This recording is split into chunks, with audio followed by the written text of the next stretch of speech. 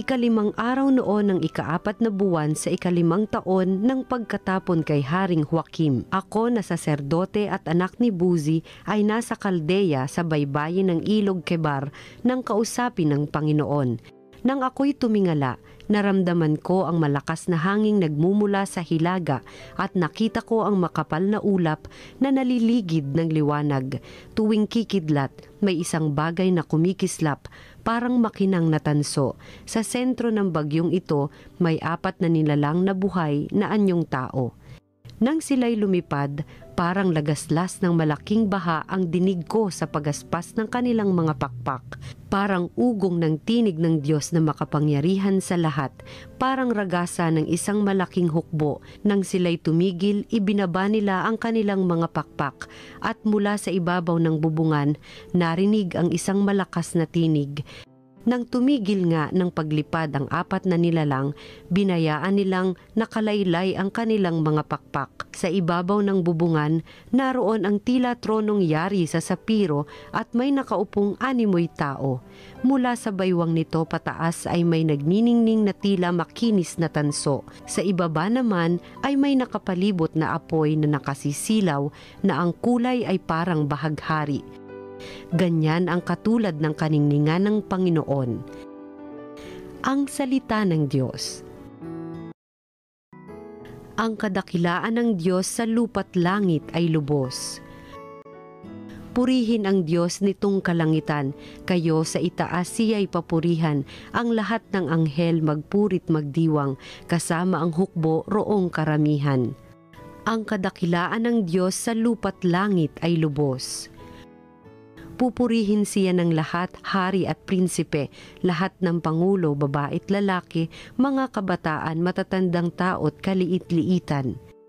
Ang kadakilaan ng Diyos sa lupa't langit ay lubos. Sa ngalan ng Poon lahat ay magpuri, ang kanyang pangalay pinakamaigi, sa langit at lupa'y walang kasimbuti. Ang kadakilaan ng Diyos sa lupa't langit ay lubos.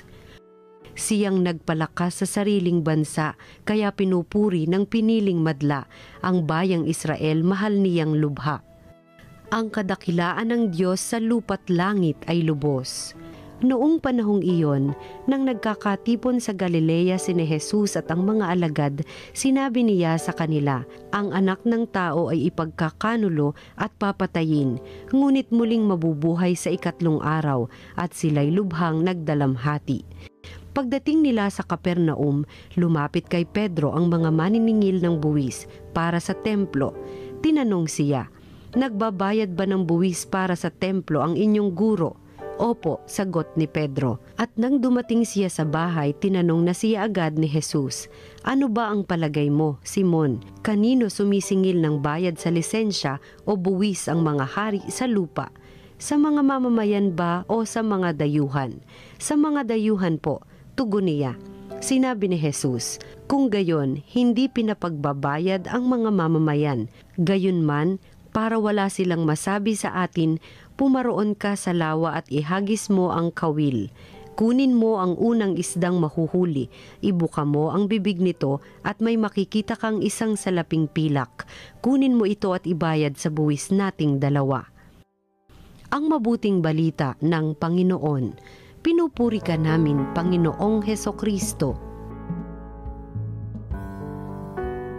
Kapanalig narinig po natin ang mabuting balita para sa Lunes na ito ng 19 sa nalinggo sa karaniwang panahon. At dito po narinig natin unang bahagi ng Ebanghelyo, isa sa 3 pagkakataon na nagpahiwatig ang ating Panginoon tungkol sa kanyang paghihirap at kanyang pagkamatay at muling pagkabuhay. Yan po ang misteryo ng ating Panginoon.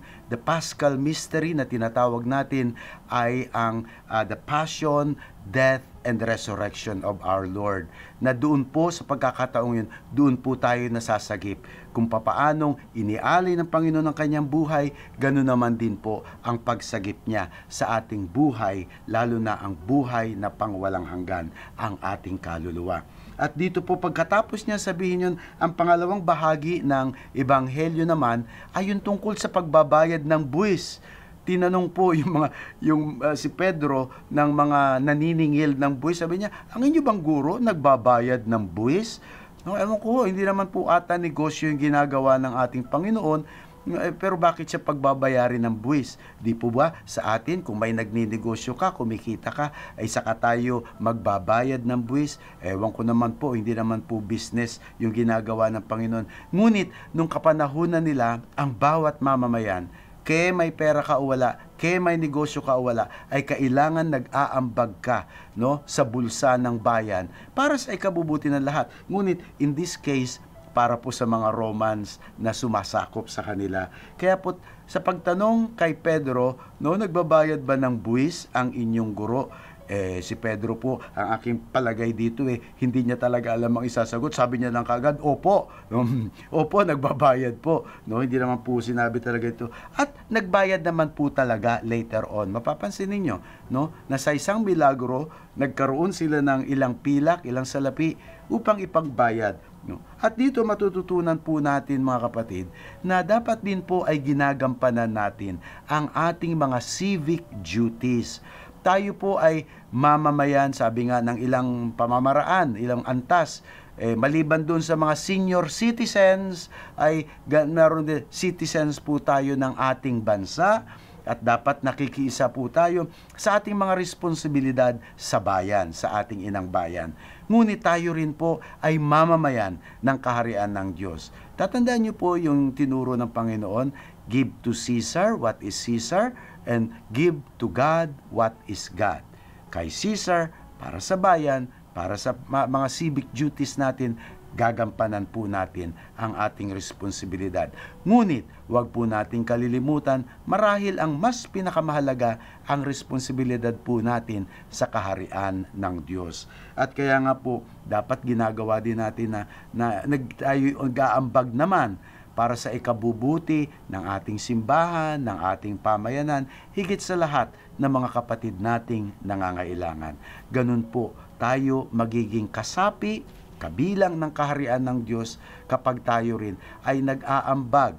Yung iba, ang tawag nila doon, tithes, yung mga abuloy halimbawa. Ngunit ganun pa man, no, ay hindi tayo, parang sakim na para sa akin lang to, kulang pa nga sa akin, something like that. Pero kung tayo po ay marunong magbigay, hindi naman po tayo mauubusan.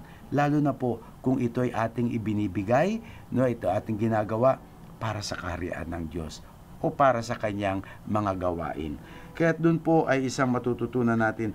Ngunit sa panghuli ay gumawa nga ang Panginoon ng isang milagro. Sabi niya, sige, ikaw naman ay mangingisda, edi pumunta ka doon para kumawil ka at ang sa isda na iyong mahuhuli sa kanyang bibig ay may matatagpuan ka.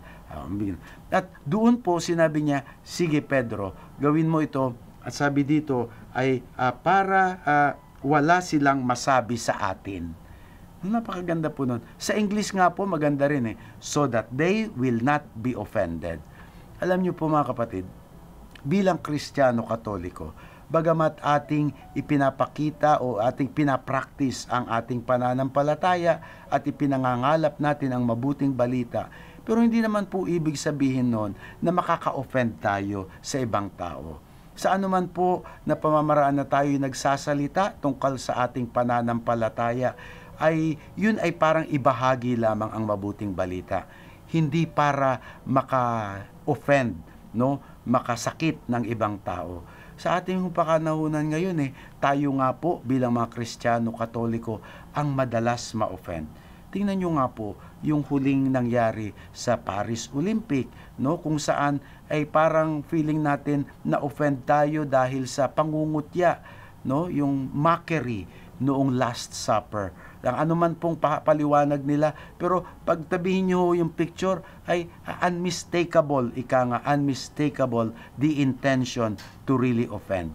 No? Ay may kalayaan po tayo, ang bawat tao ay may kalayaan na gumawa ng kanilang naanais. Pero po mga kapatid, kahit ang ibang tao laban sa ating mga Kristiyano o tayo mga Kristiyano ay walang karapatan para mag-offend ng ibang tao. Respeto lang palagi mga kapatid. Sa anuman pong ating pakikisalamuha, pakikisama sa ibang tao, wag na wag pong mawawala ang ating respeto. Dahil nang sinabi ng Panginoon na love your enemies, love your brothers and sisters, isa po sa kasama doon ang ating pagrespeto. Kaya mga kapatid, sa mensahe po ng ating ebanghelyo ngayon ay nawa ating matutunan na ang Panginoon nag-alay ng kanyang buhay para sa atin at tayo naman ay gagawa ng ating mga responsibilidad para sa ating bayan, civic duties, ganun din po bilang kasapi ng kaharian ng Diyos. Amen.